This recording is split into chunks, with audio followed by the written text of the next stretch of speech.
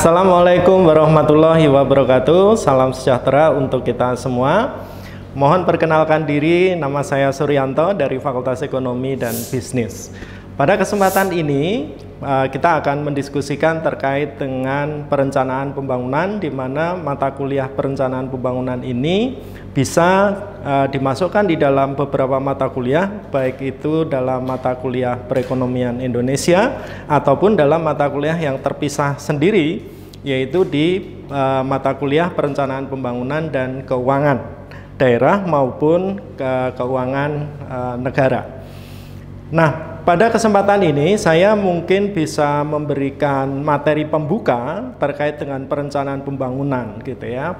Kalau di diskusi-diskusi yang pernah dilakukan, perencanaan pembangunan itu sering ya dikaitkan dengan sistem ekonomi. Nah, karena sistem ekonomi itu masuk di dalam pembahasan pertama di dalam perencanaan pembangunan, maka oke lah ya pada kesempatan ini kita mulai dari pembahasan mengenai sistem ekonomi.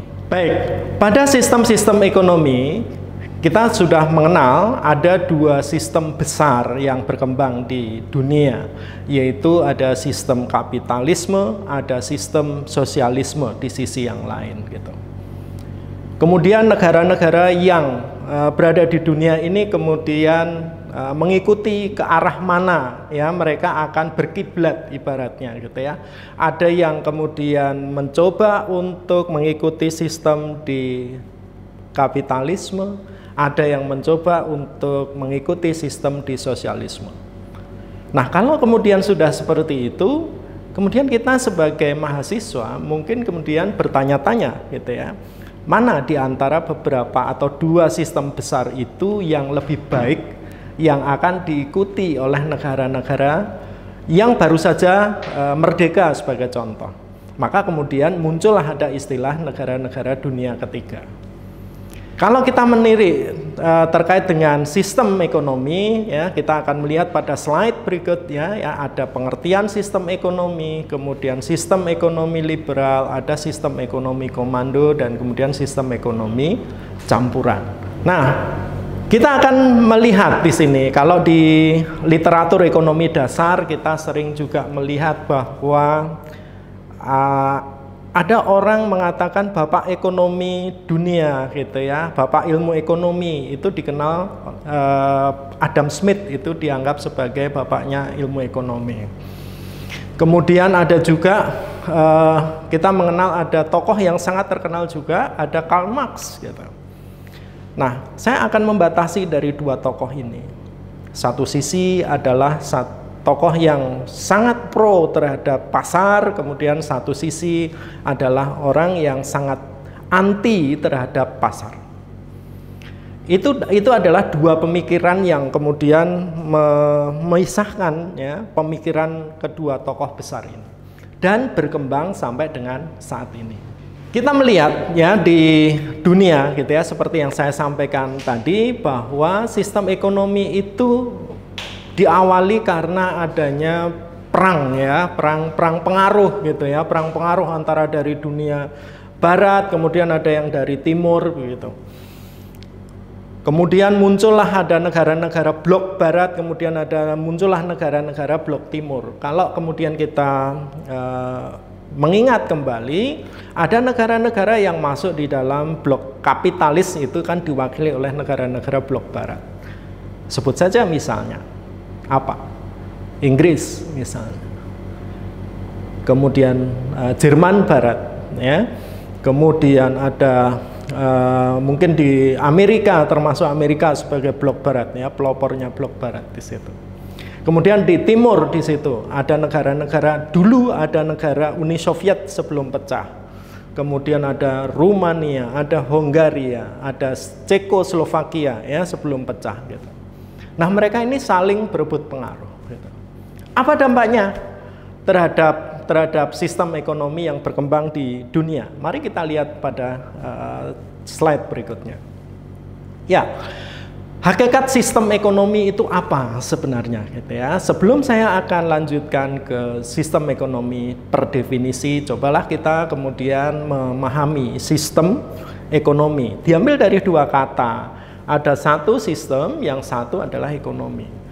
Sistem pemahaman umum kemudian orang mengatakan itu adalah suatu kesatuan dari subsistem atau unit-unit, di mana antar unit atau antar subsistem itu saling berhubungan dan kemudian membentuk suatu organisme, dan kemudian dia juga akan mempunyai satu tujuan yang sama, yaitu kalau dalam satu sistem itu memiliki tujuan yang sama. Kemudian dua kata yang lain atau kata yang kedua yaitu terkait dengan ekonomi. Kembali ke definisi ekonomi, ya, ilmu ekonomi itu adalah ya, ilmu yang mempelajari bagaimana ya kita bisa mengalokasikan sumber daya yang terbatas itu untuk kemudian mencapai tingkat kemakmuran yang tertinggi. Gitu. Artinya apa? Semua kita memiliki keterbatasan, tetapi tujuan kita adalah ingin mendapatkan yang terbaik dari situ dengan input yang terbatas. Nah, kalau kemudian sistem kita sudah tahu tadi adalah satu kesatuan, ya, kemudian ekonomi itu adalah ilmu yang mempelajari tentang keterbatasan, maka kemudian sistem ekonomi di merge, maka kita akan menjadi satu pengertian bahwa di dalam sistem ekonomi adalah satu kesatuan ya, yang menginginkan tujuan akhirnya itu adalah kesejahteraan. Jadi baik di sistem ekonomi kapitalis, baik di sistem ekonomi sosialis, itu sama-sama sebenarnya. Sama-sama pengen masyarakat itu meraih yang namanya kesejahteraan ekonomi. Hanya saja jalannya berbeda. Ya, hanya saja jalannya itu berbeda. Nah, seperti yang muncul pada slide ini, gitu ya, seperti yang sudah saya sampaikan, itu dalam rangka mencapai kemakmuran masyarakatnya, gitu. Tidak ada keinginan untuk yang satu sejahtera, yang satu tidak sejahtera. Kemudian kalau kita sudah sudah masuk di dalam satu sistem yang lebih khusus lagi, yaitu masuk di dalam sistem ekonomi kapitalis, gitu, atau sistem ekonomi yang lebih liberal, gitu. Apa yang di dalam sistem ekonomi kapitalis ini yang terjadi, gitu. Sistem ekonomi kapitalis itu menghendaki bahwa setiap individu mereka boleh bekerja bebas, boleh diakui kepemilikan privatnya, ya, supaya apa? Supaya mereka bisa berkembang, bertumbuh menjadi pengusaha, bisa bertumbuh menjadi membentuk suatu ekonomi yang lebih baik lagi, gitu. Menginginkan adanya persaingan, sehingga dengan adanya persaingan itu menjadikan siapa yang terbaik dia bisa menguasai ekonomi. Jadi itu ya yang diinginkan oleh sistem ekonomi kapitalis. Ketika semua orang diberi kebebasan untuk bersaing, maka di antara individu-individu yang bersaing itu kemudian akan lahirlah individu yang terbaik. Ketika individu-individu terbaik itu kemudian bersaing lagi, maka dia akan membentuk suatu bangsa yang terbaik, gitu. Kalau ketika bangsa itu kemudian bersaing, dia akan membentuk suatu negara yang terbaik. Jadi cepat, gitu ya, di dalam pertumbuhan ekonomi. Kita akan melihat pada gambar yang berikut ini, gitu ya, ketika kita bisa mendeskripsikan terkait dengan ekonomi kapitalis. Kalau dengan menggunakan gambar sepertinya bisa menceritakan lebih banyak lagi, gitu ya. Kita akan melihat di situ, ya, ada golongan pekerja, kemudian ada golongan yang berada di atasnya, itu kan pemberi kerja, kemudian ada golongan tentara, gitu ya, kemudian di bawahnya ada golongan ratu, kemudian di atas itu adalah golongan yang mengendalikan segalanya, gitu. Nah, kalau kita misalnya melihat pada slide di sini, itu kata kuncinya adalah apakah di dalam sistem ekonomi kapitalis itu adalah sistem ekonomi yang adil? Menurut saudara, adil atau tidak? Gitu. Coba kita pikirkan bersama. Dengan adanya sistem ekonomi kapitalis, itu sistem ekonomi yang adil atau tidak? Berdasarkan gambar yang ada di sini, kita sudah melihat bahwa ada golongan masyarakat yang bekerja keras, ada golongan masyarakat yang menikmati hasil pekerjaan itu, kemudian ada golongan masyarakat di atasnya. Jadi, sepertinya untuk menuju kesejahteraan untuk bersama itu kapitalis sepertinya. Ya. Gambar ini kita sudah memahami bahwa dia kalah gitu ya. Coba kita melihat pada slide berikut. Ya, kemudian tadi sudah disampaikan gitu ya bahwa individu itu memiliki kebebasan, kemudian setiap individu bebas memiliki alat produksi, setiap individu boleh memiliki bidang usaha. Itu semuanya arahnya adalah supaya mereka bisa bersaing. Kemudian kita melihat juga bahwa kapitalisme di tingkat dunia, nah ini ya, ini menarik ini ya.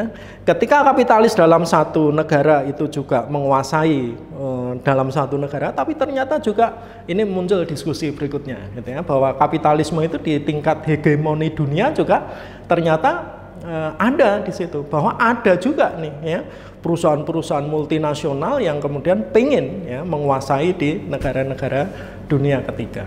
Jadi dunia ketiga itu menjadi supporter atau penyuplai dari bahan baku saja.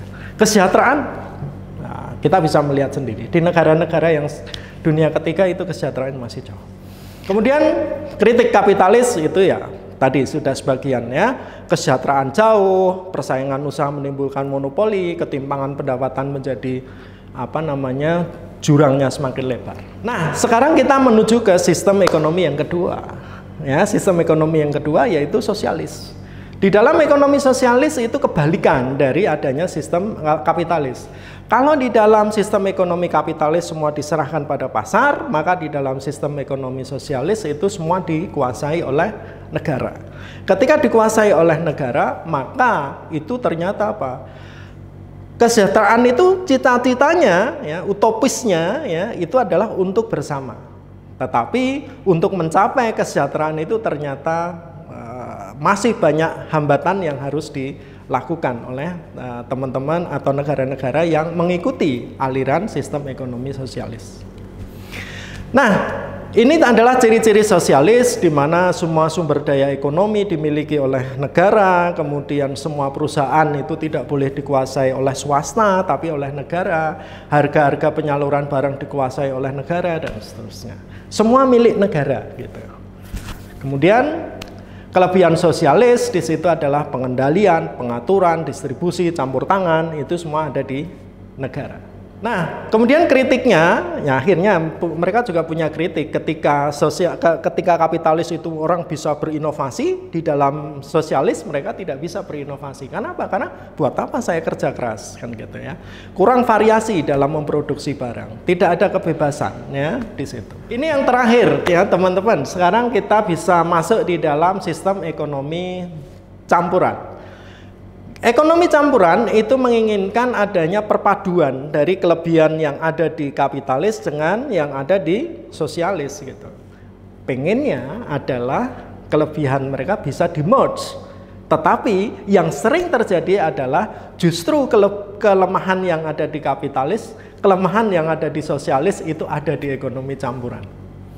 Ya, coba kemudian saudara bisa renungkan. Kira-kira Indonesia masuk dalam campuran yang bisa mengakomodasi kelebihan atau malah justru kekurangan-kekurangan dari dua sistem yang ada. Saya tidak ingin lebih jauh di sistem ekonomi campuran, tetapi prinsipnya sudah saya sampaikan tadi.